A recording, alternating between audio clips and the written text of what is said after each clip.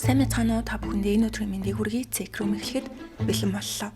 Өнөөдөр Цэнхэр тэнгисийн бэлэгдэл болсон Европын үзэсгэлэн орнуудын нэг болох Грект гарсан хэргийн талаар ярилцсан. Энэ бол зүгээр нэг жирийн хэрэг биш.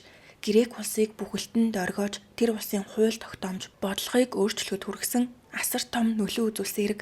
Грек улсын жижигхэн бөгөөд тайван Дидимотихо гэдэг хотод 1997 оны 1 сарын 15-ны өдөр Элени Тополоudi хэмээх охин мэндэлжээ. Элени багш мэргэжилтэй нэг эрэгтэй, нэг эмэгтэй дүүтэй маш халуун дулаан хайраар дүрэн гэр бүл төссөн. Тэрээр багасаа л маш ухаалаг, хүсэл тэмүүлэлтэй охин байв. Нэг их лүүстэй ажлынхаар заавал гардаг тууштай зантай дүүдэггүй сургуульдаа ч үргэлж шилдэг нь байлаа. Ялангуяа хэлний гоц авьяастайсэн тул бусад орны соёл, хэлийг маш сонирхдог тэрээр жоохносоо төрөлх грек хэлнээсээ гадна англи, араб, герман хэлийг эзэмшиж 4 хэлээр чөлөөтэй ярьдаг болсон. Ийм авьяастайсэн тул охин том болоод би дипломатч болно, дэлхийгээр аялж олон орны найз нөхөдтэй болж сайхан дурсамж бүтээн гэсэн мөрөөдөлтэй байжээ. Ингээд 2015 онд Элений ахлах сургуулийн амжилттай төгсөж Грекийн эгээн их сургуулийн газар дуундын тэнгис судлалын ангид элсэж орсон. Газар дууны тэнгис судлалын ангид юу үздэг вэ? Бидэнд нэлээд хол хөндөд сонсогдож болох ч гэсэн энэ ангид газар дууны тэнгисийн түүх, олон улсын харилцаа, тэр авийн улс орнуудын хэлийг заадаг учраас Эленигийн хувьд яг л хайжсэн төгс хувилбар нь байлаа. Эгээн их сургууль хэд хэдэн салбартай. Тэр дундаа газар дууны тэнгис судлалын танхим нь Грекийн Родос хэмээх арал дээр байрладаг. Эленигийн өсөж төрсөн Дидимотихо хотоос хичээл нь орох Родос арал хүртэл усан онгоцоор явбал 10 гаруй цаг, нисгэн онгоцоор явсан ч бараг хагас өдөр зарцуулдаг асар хол зайтай. Ингээд охин амьдралдаа анх удаа эцэг эхээсээ холдож биетэй амьдрах харуулжээ. Нүдний цөцгийн мэт хайртай, хөөрхөн, ухаалаг охиноо тэр алс хол руу явуулах гэхээр эцэг эхт нь найз төгшүүр төржсэн ч гадаад улс руу явж байгаа штэ гэж өөрсдөө тайвшруулсан. Охиныхоо мөрөөдлийн төлөө учраас тэд охиноо дагаж очиж байрыг нь бэлдэж өгöd буцжээ. Нөгөө талаар Элений сэтгэл нь тогтолж баг зэрэг сандарсан байдалтай хамаг ачаагаа баглаад эцэг эхтэйгээ салах ёс гүйцэтгэн Родос арал дээр хөл тавьсан байна. Анх Родос арал дээр ирээд Элений маш их гайхжээ. Учир нь түүний төрсөн хот Дидимотихо нь маш нам гүм, хүн багтай жижигхэн хөдөөний тосгон шиг газар байсан бол Родос арал нь оюутны хотхон байлаа. Тэнд түүний төрсөн хотоос 10 дахин их хүн амьдардаг байснаас гадна арал нь өөрөө маш үзэсгэлэнтэй тул жуулчдын хөлд дарагдсан үнэхээр хөл хөдөлгөөнтэй гялалцсан том хот байв. Охин энэ газарт ганцаараа байр түрээсэлж сургуульдаа найз нөхөдтэй болон баг багаар арал дээрх амьдралдаа тасан зогсож эхэлжээ. Ингээд 1 жил, 2 жил, 3 жил өнгөрч төгсөөр 2018 оны 11 сар гарт охин 4-р курст оров. Нэг өдөр Элений гэрийнхээ буудан дээр хөвтөд кофе уугаад сууж идэл гинэд утсанд нь танихгүй залуугаас чат ирсэн байв. Тэр залууг Александр Луца гэдэг. Александр хүрэн үстэй булчинлаг биетэй, маш ээлдэг, эгдүүдэд царайтай харагджээ. Насны үед Эленигээс 2 насаар дүү буюу 19 настай байлаа. Тэрээр Албани улсаас ирээд Грект амьдарч байсан цагаач. Огт танихгүй Александр Элени рүү "Чи Родос арал дээр амьдардаг юм уу? Би ч ихсэн энд амьдардаг. Хоёулаа маш ойрхон байд юм байна. Чи хаанах их вэ? Маш өвөрмөц төрхтэй болохоор чамайг над чи гадаад хүн байх гэж бодлоо. Чи үнэхээр үзэсгэлэнтэй юм а" гэх мэтээр гадаад үзмжийг нь магтаж сэтгэнж эхэлжээ. Элений найз залуугаасаа салаад нэлээд удсан байсан тул үнэхээр удаан хугацааны дараа цээжин дотор нь эрвээхийн нисэх шиг догтлох мэдрэмж төрсөн. Гэхдээ мэдээж баг зэрэг сэжигэлж залуугийн фэйсбүүк хаягийг шалгаж үзэхэд тэр залуу орон нутгийн марафон гүйлтэнд оролцдог, найзуудтайгаа гүйдэг, хотынхоо сайн дурын ажилд идэвхтэй оролцдог хүн байв.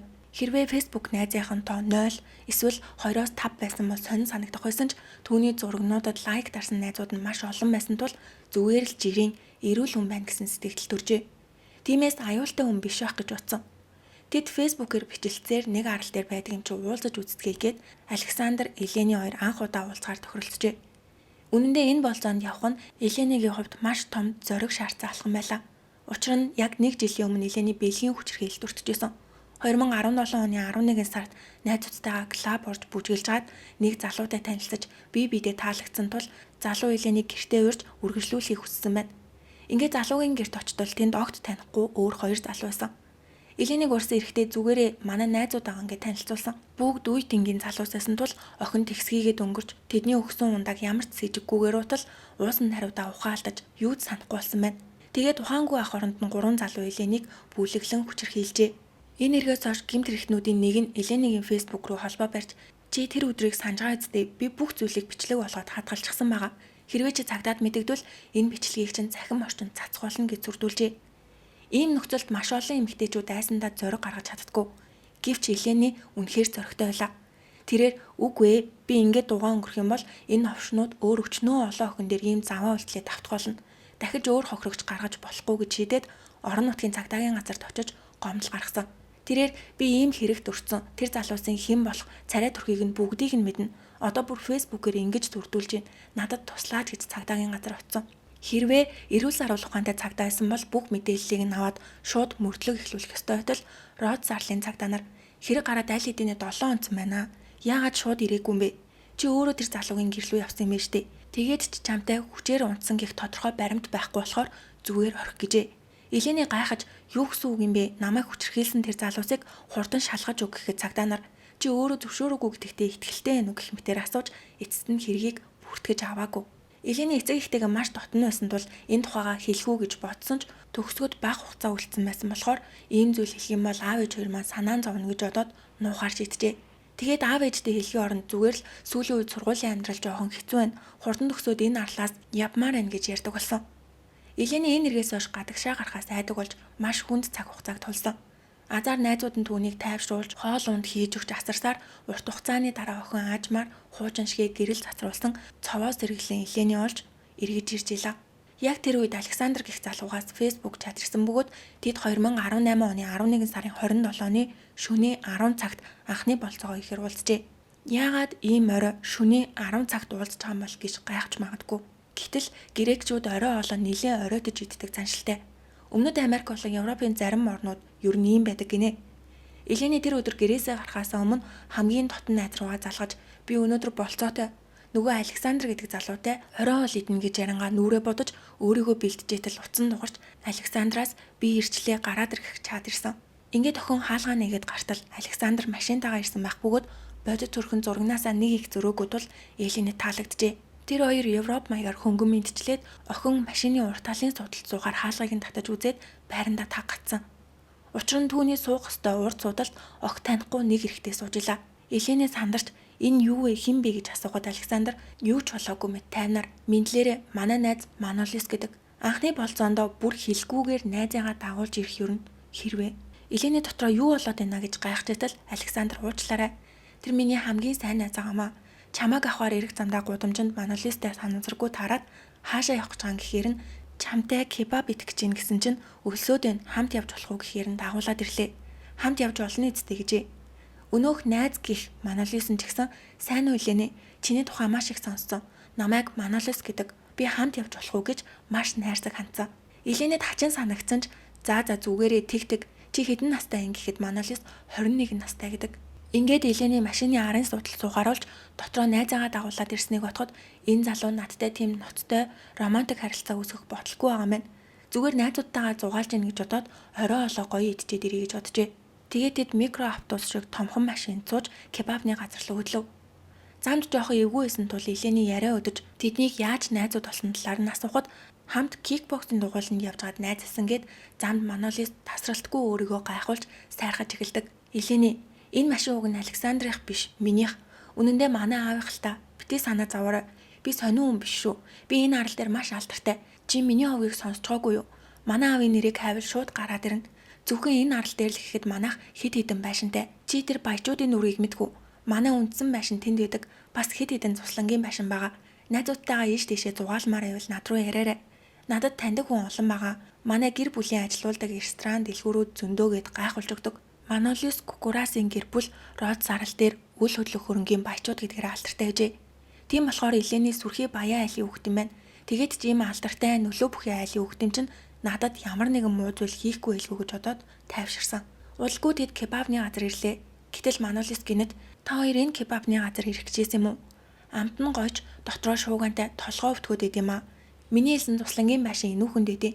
Хідүүлээ ийм зах шиг шуугантай газар сууж яхаар манай туслангийн байшин руу очивол ямар вэ гэв. Ер нь анх удаа хүнтэй уулзах чаавал аль болох олон хүнтэй газар уулзсан нь илүү аюулгүй бах. Елений дотроо дургүй байсан ч тэрээр болзоод залуу болох Александрыг болиулах бах гэж хүлээсэн ч Александр танай гэр нэрээ гоё штэ бүгдээрээ эднийх рүү явъя гэж дэмждэг. Елений амьсгаагаа дараа арай үгүй элгүй тэгэж бодсон ч кебабны газар руу харахад үнэхээр хүн ихтэй шуугантай суух суудал олдохгүй үгүй юу гэмээрээ. Дээрээс нь яг хажууханд нь байдаг нэр хүндтэй айлын хүүхэд юм чинь элдвийн зүйл болохгүй байх гэж бодоод зөвшөөрсөн ч сэтгэл нь баг зэрэг түгшижсэн болохоор машин дотор явахдаа найз руугаа болцоо төлөвлснөөс арай өөрөөр хэрэгжлээ. Нэг цагийн дараа над руу заавал залгаарай гэж мессеж өчөд үлдээсэн. Ер нь иймэрхүү болцооны үед эвгүй санагдсан л бол зүгээр явсан дээр. Эленигийн төлөвлөснөөр одоо шууд явахгүй гэвэл бүдүүлэг сонсогдож магадгүй болохоор эхлээд явж кебаб идээд цагийн дараа тентгийн уур амьсгал таалагдахгүй залуус сонирн байвал найзынхаа дуудлагыг аваад би одоо Манолис Кукурас гэдэг залуугийн цуслангийн байшинд байна гэж байршлаа найздаа мэдэгдэнгээ яаралтай найзтайгаа уулзах ажил гарсан явахгүй бол болохгүй гэж хэлээд явхаар төлөвлөсөн. Найз нь ч ойлголоо гэж хариулаад нэг цаг хүлээсний эцэст Элени рүү залгасан ч уцаа авсангүй шууд дууд шуудан руу шилжсэн. Цаг нэлээ оройтож нойрон үрсэн найз нь гой хөгжилж жоон байлгүй дээ маргааш залгасныг хараад холбоо ярих үз гэж бодоод би унтлаа боломжтой болохоор залгаарай гэж мессеж үлдээгээд унтаад өгчээ. Энэ найз нь Эленигийн хамт сурдаг ангийнх нөхөн. Маргааш нь хичээлдээ очтол Элени ирсэнгүй. Тэр 4 жилийн турш хичээлээс нэг ч удаа хоцорч тасалж хаагүй маш хариуцлагатай хичээнгүй оюутан байсан учраас найз нь гинэд маш их сандарч дахин залгасан ч мөн л холбогдсонгүй. Ингээд ангийнхаа бусад оюутнуудыг дагуулад Эленигийн гэр рүү очиход гэртээ ч байсангүй. Ингээд оюутнууд бүгд цугларч цагдаагийн газар руу очижээ. Гэхдээ санджгаа бол Эленигийн өмнөх хэрэгт хайн хандсан цагдаа нар л болцсон гэсэн үг. Цагдаа нар дахиад л юу ч болоогүй юм шиг царайлан шинэ найз залуутайгаа болцож байгаа юм билгүй дээ. Зүгээр орхичих. Өөрөө хүрээд ирнэгээд оюутнуудыг буцаажээ. Тэд сургуу алгуулсан гэх гомдлыг бүртгэж аваагүй бөгөөд оюутнуудын мэдүүлгийг тэр чигт нь үл томсорлсон. Гэвч хэдхэн цагийн дараа цагдаагийн газар биш харин Тэнгисийн иргэн хамгаалтын албанд нэгэн дуудлага иржээ. Рот зарлын эрэг хавийн загасчдаас ирсэн дуудлага. Тэд энэ сонин зүйл харагдаад байна гэжээ. Иргэн хамгаалтынхан сонин зүйл нь юу юм бэ гэхэд загасчлах газар хайж яваад энд суух уу гэд хартал гүйхүү усан дотор нэг зүйл хөвтөж байна. Юу юм бол далайн амт юм болов уу гэд ойртоо тартал эмхтэй хүний цогц шиг харагдаад байна гэжээ. Иргэн хамгаалтынхан шууд хэргийн газарт очиж шалгахад цогцноос иргэний үнэмлэх хувийн эд зүйлс огт олдоогүй тул зөвхөн шилб шагаанд нь байх шивээснээс өөр хэн болохыг нь тогтоох ямар ч баримт байсангүй. Тэгээд иргэн хамгаалтынхан цагдаагийн газар руу уцтаж ойрдоо сургуу алгуулсан хүн бүтгэгдсэн үү гэж асуудал цагдаа нар байхгүй гэж хариулсан. Ингээд иргэн хамгаалтынхан цагдаа нарт шагаан дээр нь сарнаа идэх шивээсэн үүгээр хэн болохыг нь хайж үзье гэдэг. Цагдаа нар рот зарлал дээрх бүх шивээсний газруудаар зургийг нь барьж авсаар азар нэгэн шивээсчин би энэ сарнайг санаж байна. Энтхийн их сургуулийн газар дундын тэнгис судлалын оюутан охин гэж хэлж исэн гэв. Үнэхээр аттай юм болсон. Хэрвээ өөр газар хэлгсэн шивээсэсэн бол хэн болохыг нь тогтоох гэж хэдийн ир хугацаа алдах байсныг таашгүй. Ингэж далайн эргээс олцсон цогц нь асар их мөрөөдөлтэй, ухаалаг, хүсэл тэмүүлэлтэй газар дундын тэнгис судлалын ангийн 4-р курсын оюутан төгсгөд хэдхэн сар үлдсэн байсан Элени тополуудыг их болгон тогтоогдсон. Охиных нь үц холбогдохгүй байсан тул санаа зовцуулсан эцэг их нь цагдаагийн газраас дуудлага аваад шууд нисгэн онгоцоор арал дээр иржээ. Аав ээж хоёр нь цогцыг өөрсдийн нүдээр харахад тэдний алган дээрээ бөмбөрүүлэн хайрлаж өсгсөн охин Эленийг яа харахгүй мөн байлаа. Цагдаа нар цогцыг олсон даруйдаал энэ бол зүгээр нэг жамаараа өгсөн эсвэл хаднаас унаж осолцсон эрэг биш гэдгийг шууд мэджээ. Учир нь охины хоёр үлийг хүлчихсэн. Нүцгэн байсан бөгөөд эрэг хавийн хажууханд нь өндөр хавцал байсан. Гэмт хэрэгтээ Эленигийн амийг бүрлгээд усан живүүлж хэргийг нуун далтлахыг оролцсон ч далайн татралт төрөлтийн урсгалыг тооцоолж чадаагүй. Харанхуй байсан тул усны гүн харагдахгүй. Далай татарчгаагч мэдлгүйгээр зүгээр л тийшээ шийдсэн байв. Хэрвээ тухайн үед далайн ус төржсэн бол Эленийг хизээж олж чадахгүй байх магадaltaй байсныг шинжээж идэлсэн. Зүгээр л кебаб идэхээр уулзсан уулзалтан дээр яг юу тохиолдсон юм бол өмнөх шөнө рүү буцаад очив. Эленид машин сууж явхад нэг л сэжигтэй таагүй мэдрэмж төрсөн учраас найз руугаа нэг цагийн дараа над руу заавал залгаарай гэж мессеж үлдээгээд цуслангийн машинд оржээ. Тэр цуслангийн машин Манолисийнх байсан нь үнэн бөгөөд яг нариндаа түүний аавынх нь өмж байв. Гэвч тэр газар тэр байшин нь өөрийгөө баян айлын үгэд гэж гайхуулах дуртай Манолисийн охтыг хуурч уруу татаж авчирдаг газар нөөжээ. Тэд зориуд кебаб идэх нэрийдлэр Эленийг тийш нь дагуулж ирсэн. Эхлээд тэд байшингийн дээврийн террас дээр захиалж авчирсан кебаба идэж дарс таталжээ. Дарс уунгаа хоорондоо юм ярьж хөвгөлтэй цагийг өнгөрүүлжсэн ч гинэд нөгөө хоёр залуу Эленид гуруулаа хамтдаа бэлгийн харьцаанд орё гэсэн санал тавьжээ. Элени маш их цочирдож сандарсан ч аль болох соёлтойгоор уучлаарай залуусаа би ийм зүйл сонирхгүй байна гэж эрс татгалзжээ. Гэхдээ ийм юм соёлтой авах ямар ч хэрэггүй штий. Гэтэл тэр хоёр залуу татгалцсан хариуг сонсоод хичнээн соёлтой байсан ч шууд хүлээж авахар хүмүүс биш байлаа. Манолис саяхан өөрийгөө ямар баян айлын хүүхэд вэ гэдгээ гайхуулаад байсан ч өөрийнхөө тухай маш чухал хэд хэдэн зүйлийг нууж хэлээгүй өнгөрсөн байв. Тэдний гэр бүл асар их мөнгөтэй учраас энэ арал дээр ямар ч хэрэг тарьж юу ч хийж авсан нэг ч удаа олигтой шийтгэл хүлээж байгаагүй. Хамаг хэрэгээ аав ээжийнхээ мөнгөөр хаацайлж цагдаагийн газар руу ороод буцаад гардаг туршилтаа гэжээ. Манолис урд нь хулгай эргээр мөн арх ууж хүн зодож танхаар сэргээр баривчлагдчихсэн ч аав ээжийнхээ нөлөөгөөр зүгээр гараад ирдэг. Үүнээс гадна сургууль дээрээ ч олон удаа хэрэг тарьж сургуулаасаа хөөгдөж өөр сургууль руу хэд хэдэн удаа шилжсэн.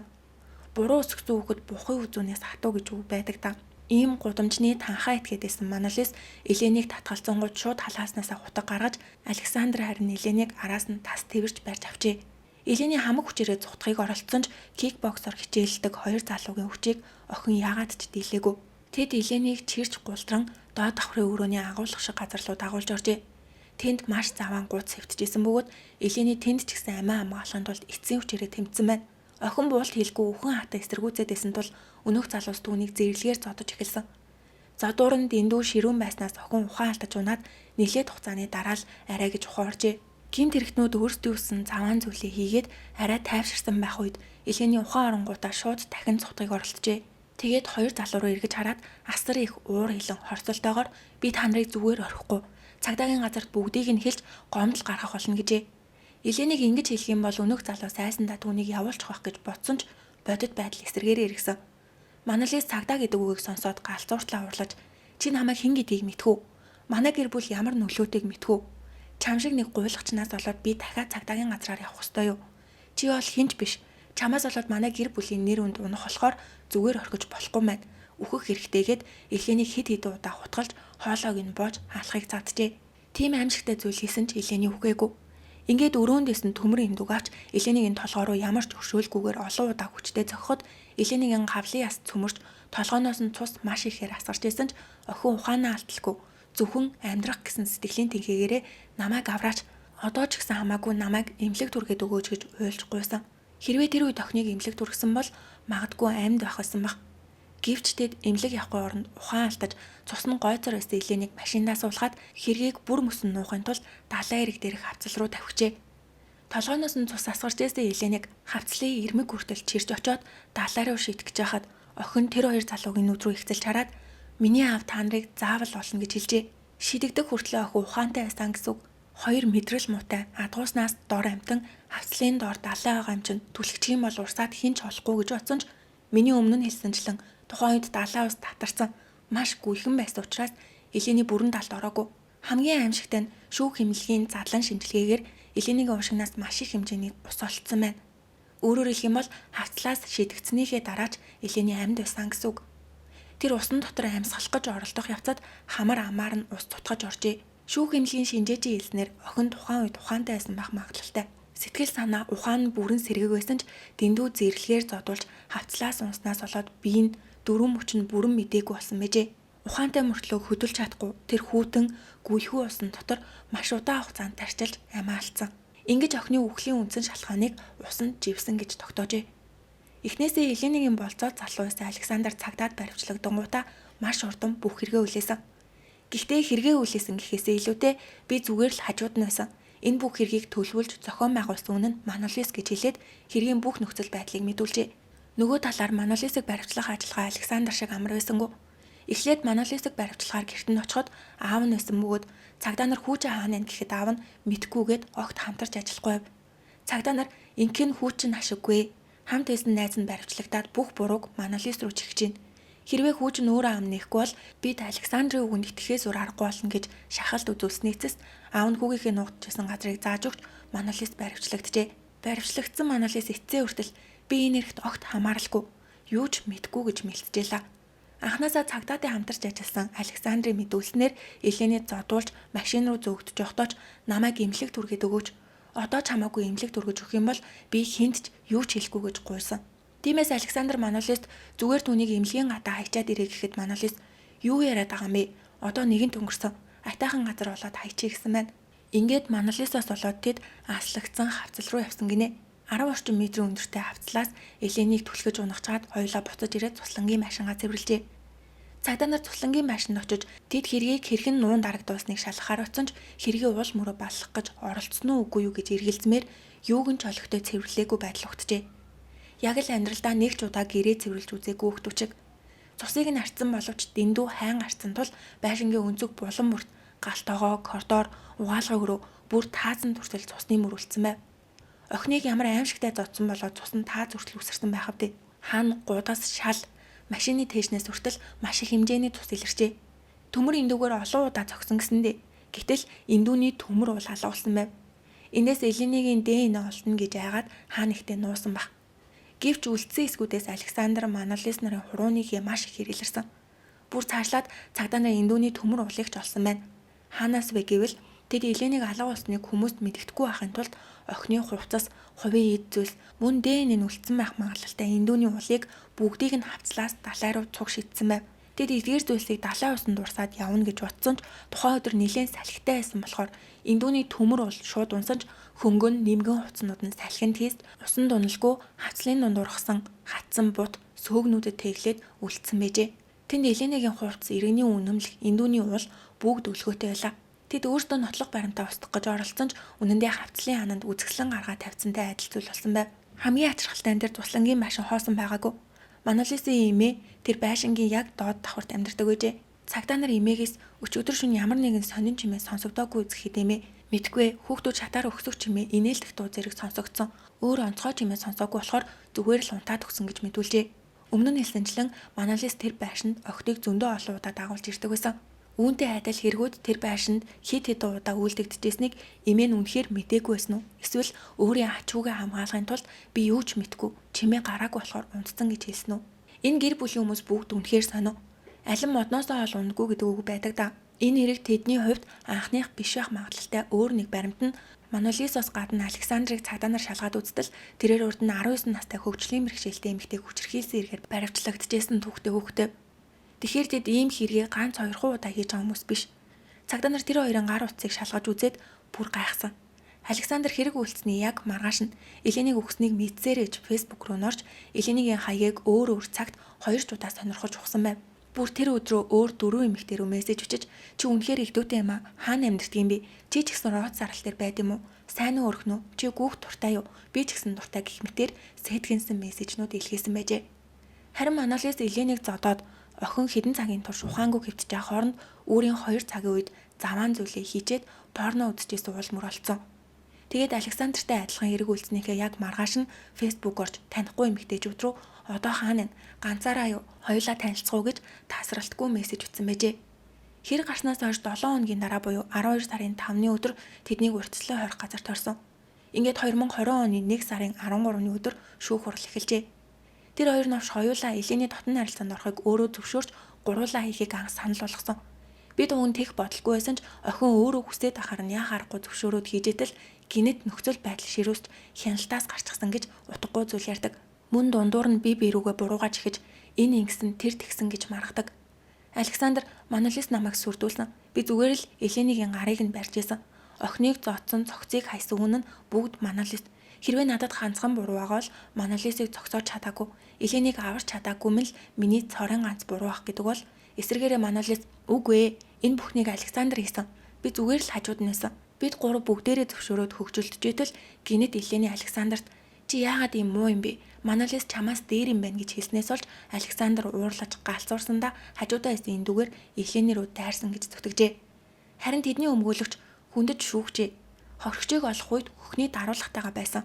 Хөхний даруулгаа зүүцэн байхад хүчирхийлүүлсэн гэж хэлэх нь логикийн хувьд таарах уу? Тиймээс энэ нэрэг дээр хүчирхийлэл үлдэгдсэн гэж үзэх үндслэлгүй гэж зүтгэжээ. Хохирогч өгөхийнхээ өмнө ямар аимшигтай зодуур, тарчлааныг туулсныг шүүх эмнэлгийн шинжилгээ, баримтууд бүгд гэрчилж яхад шүүх хурал дээр ийм зүйл яриад суучдаг. За яг өмгөөлөгч гэдэг мэрэгжил учраас хамгаалж байгааг нь ойлгож болох ч гэсэн үнэндээ хүний хайрсан нөмөрсөн адгууснууд. Өмгөөлөгч шүүх бүрэлдэхүүн дотор эрэгтэй эмэгтэй хүмүүс солилцсон байгааг хараад энэ хэрэг дээр эмэгтэй шүүгчид шудраг шийдвэр гаргаж чадахгүй. Хитрхи сэтгэл хөдлөлөөрөө хандах болохоор эмэгтэйчүүдийг шүүх бүрэлдэхүүнээс хасаж өгнө гэж хүссэн. Үүн дээр нэмэгдээд Манолисын өмгөөлөгч энэ эргээс болоод миний үйлчлүүлэгч Манолис таталт уналтын эсрэг юмууж асар их депресд орсон тул өдөрт 22 цаг унтчихаа. Сэрээд эмээ уугаад л дахиад унтдаг. Тэр маш хүнд өдрүүдийг өнгөрүүлж гин гэж хүмүүсийн өрөвдөх сэтгэлийг төрүүлэхийг оролджээ. Ер нь тэгээд урьдчилан хорих газарт хийх ажилгүй юм чинь зүгээр унтчил л нэцтэй. Тэр нь тийм хэцүү юм уу? хорих газарт үхэх гэж байгаа юм шиг байна гэж гомлж байсан ч бодит байдал дээр Манолис Александр хоёр шүүх хуралд ирэх болгондоо яр байж инээд алт явдаг байсан бөгөөд Манолис бүр сурвалжлагч нар руу дунд тураагаа гаргасан байдаг. Түүний гэмт хэргийн түгээг сөхвөл Манолис урд нь цагдаагийн газарт зөндөө орж гарч ирсэн гэсэндээ танхаарах, хулгай их гээд олон эрэг байгаагийн дунд энэ эргээс яг 1 жилийн өмнө мотоциклоор хурд хэтрүүлэн аюултай үзүүлбэр үзүүлж аваад гудамжаар явж исэн ямар ч гэм буруугүй жирийн нэг иргэнийг мөргөжээ. Тэр иргэн нь маш чухал тэмцээнд бэлтжсэн тамирчин хүн байсан бөгөөд Ослоос олоод өнөөх тамирчдын тэмцээндээ орж чадахгүй болж бүр дахиж спорт их ямарч боломжгүй болж нэг хүний амьдралыг бүр мөсөнсөрүүлсэн. Гэвч аав ээж эргэн тойрных нь хүмүүс цагдаа нарын амыг мөнгөөр таглаж хүүн хизээч гэм бурууга хүлээж байгаагүй бөгөөд дараа нь найзуудтай тамирчныг яаж мөргсөн тухайга инээдэн болгон ярьж авдаг болжээ. Шүүх хурал дээр Манолисын дунд сургуулийнх нь багш гэрчийн мэдүүлэг өгөхдөө Манолис багасаа л маш түрэмгий догшуу хөдөөсөн. Дунд ангид байхдаа хичээл цух дургу гэсэн шалтгаанаар гинэт босч ирээд сандал ширээ өшгөлж ширээ нүддэг байсан. Багш нар нь чи юу игээд байгаа юм бэ? Яг одоо намайг дагаад багш нарын өрөө рүү яв гэхэд өөдөөс нь хараал илж багш нарын нүүрлүү бүр нулимдаг байжээ. Энэ бүхнийг аав ээж нь мэддэг байсан мөртлөө нэг ч удаа миний үгийн буруу. Чи ингэж болохгүй гэж зааж сургаагүй. Багасаа л ийм хүчирхийлэл үлдэж авсан ч өөрсдийнх нь мөнгө, эрх мэдэл байгаа учраас та нар манайхыг мэднэ үсттэй. Манай хүү байгаамаа гэд хаазайлж нуун дарагдуулсаар ирсэн тул хүн буруу зүйл хийвэл шийтгэл хүлээдэг гэсэн ухамсаргүй өсөж эцэстээ ийм мангас болж хувиржээ. Шүүхтэр хохирогч Еленигийн аав үүнд тэр залуусын эцэг эхчүүд ч гэсэн хамт хариуцлага хүлээх ёстой гэж хэлсэн нь зүгээр ч нэг уралсан үний үг биш байлаа. Хэрэг гарсны дараа Грекийн хэвлэл мэдээллийг шүүх хурал болохоос ч өмнө хэргийн гол бурууднаар Александрыг цохож тэр чиглэл рүү хүмүүсийг залж исэн. Учир нь Александр грек хүн биш. Албанаас ирсэн цагаач байсан толботой. Тухайн үед грек улс дотор энэ цагаачтал хамаг асуудал тарьж байна. Бүгдийг нь хөөж гаргах хэрэгтэй гэсэн яриа хүчтэй байсан бөгөөд яг тэр үед цагаач Александр энэ эрэгт орооцолцсон нь дайран дээр давс нэмэх шиг болсон. Мэдээж Александр бол хог шар гэмт хэрэгтэн мөн үү гэвэл мөн. Гэвч грек үндэстэн Манолис ч гэсэн урд нь хүчирхийлэл бэлгийн дарамтгээ зөндөө олон эргээр цагдаагийн хаалга татчихсан. Ийм тодорхой баримтаахад хэвлэлүүд үүнийг нуун дарагдуулж эсвэл огт дуртахгүй өнгөрчөөлөө. Тэд гадаад хүн Александр бүх хэргийг санаачилж удирдан зохион байгуулсан бөгөөд манай гинэн цагаан грек залуу Манолис зүгээр л баян айлын юу ч мэдгүй томоотой хөөчраас түүний хавхан туртаж орсон. Манолис ч бас хохирогч. Энэ муу цагаачаас болоод манай грекийн 2 иргэн хохирлоо гэсэн өнцгөр мэдээг бэлтгэжсэн.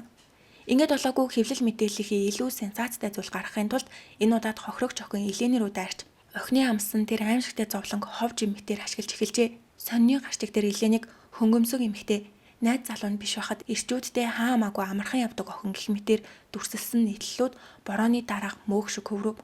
Бүр зарим сурвалжлагч Елени өөрөө гуруулаа ийгэж анх санал болгосон гэх мэтээр улаан цанг хүтгжээлээ. Елени харт тамхитай ямар ч холбоогүй байсан бөгөөд шүүх эмнэлгийн шинжилгээгээр ч тийм зүйл огт илрээгүй. Гэвч хүмүүсийн анхаарлыг татахын тулд хэвлэлүүд Елени урд нь сэтгэл зүйн хувь тогтворгүй байсан бөгөөд харт тамхи эм тарай хэргэлдэг байсан гэх яриа байна гэсэн цуу яриа хүртэл тарав.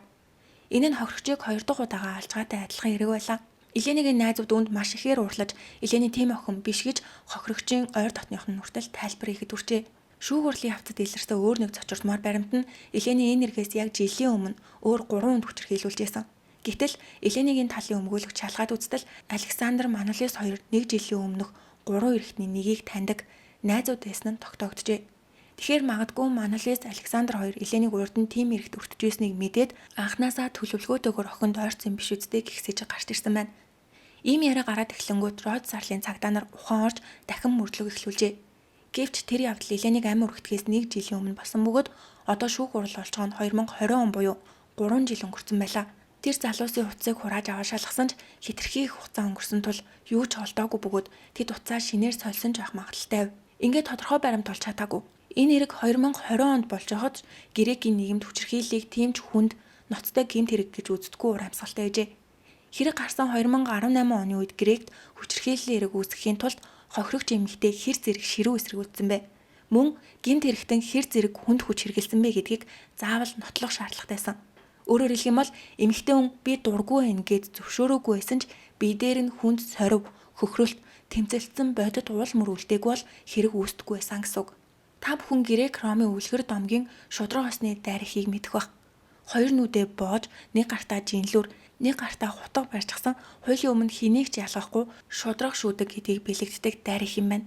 Америкийн олон мужийн шүүхүүдэд энд хөшөө эсвэл ханан дээр хэн байдаг. Энэхүү шударга усны дараах нь грекээс гаралтай мөртлөө грекийн хууль нь хохирогч эмэгтэйчүүд тандан тэгээд чи хэр зэрэг тарчилж эсэргүүцсэн. Өгтлээ эсэргүүцсэн ч үнэн юм уу? Би дээрх сорвоо аваад шалгаж үзьегээд сууж исэн гэсэн үг. Еленагийн хэрэг ингэж ирэхийг хараад охины гэр бүл найз нөхөд төрөөгүй грекийн эмэгтэйчүүд бид дахиж зүгээр араа сууж чадахгүй гэж тэмцжээ. Грекийн мянган иргэд Афины талбайд цуглаж хуулийг заавал өөрчлөх ёстой гэж жагсаал хийж эхэлсэн.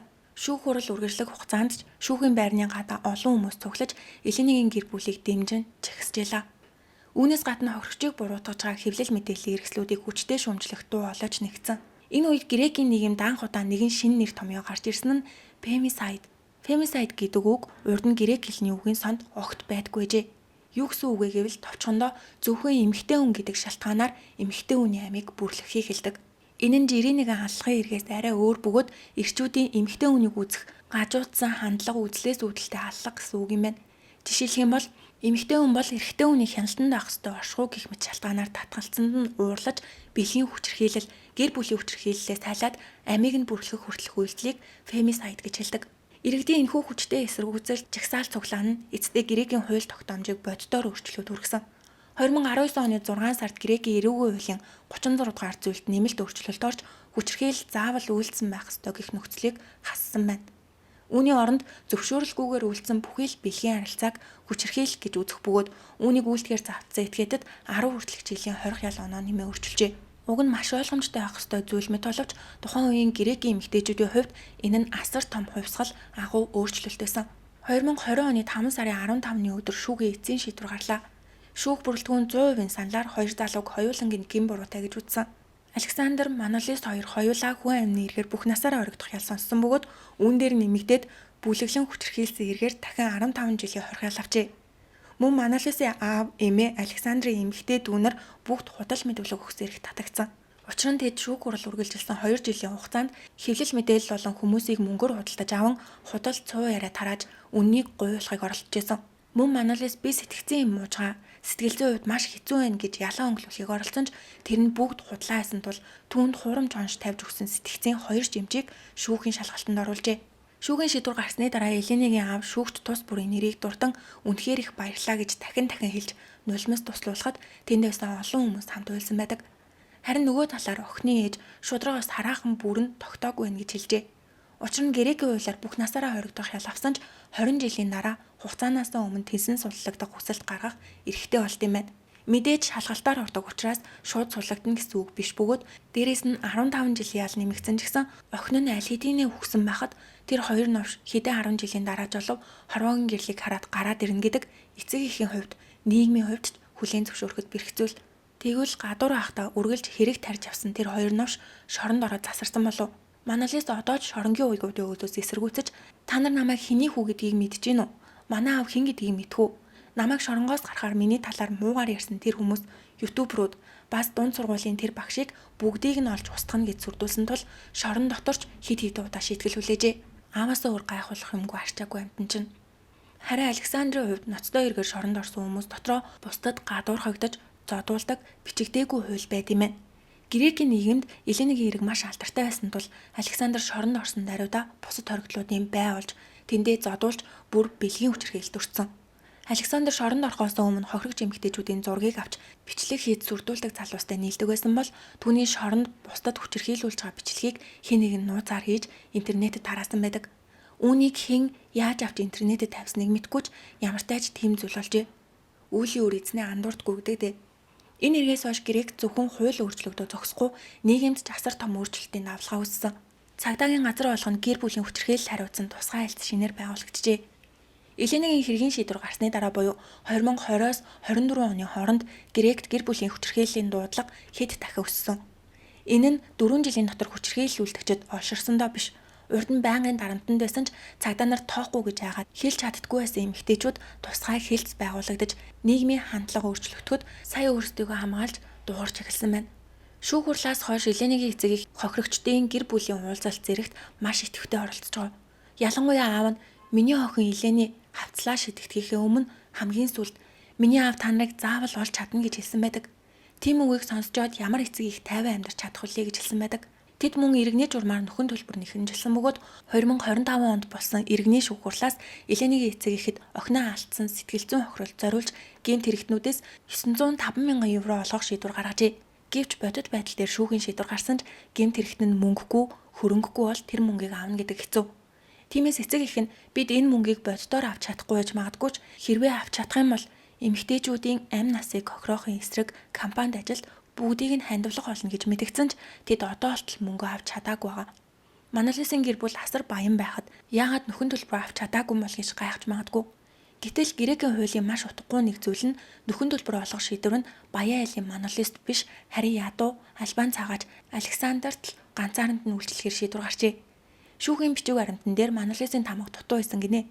Ийм утгагүй шалтгаанаар баян айлын хүн Маналисоос иргэний журмаар мөнгө нэхэмжлэх боломжгүй болсон.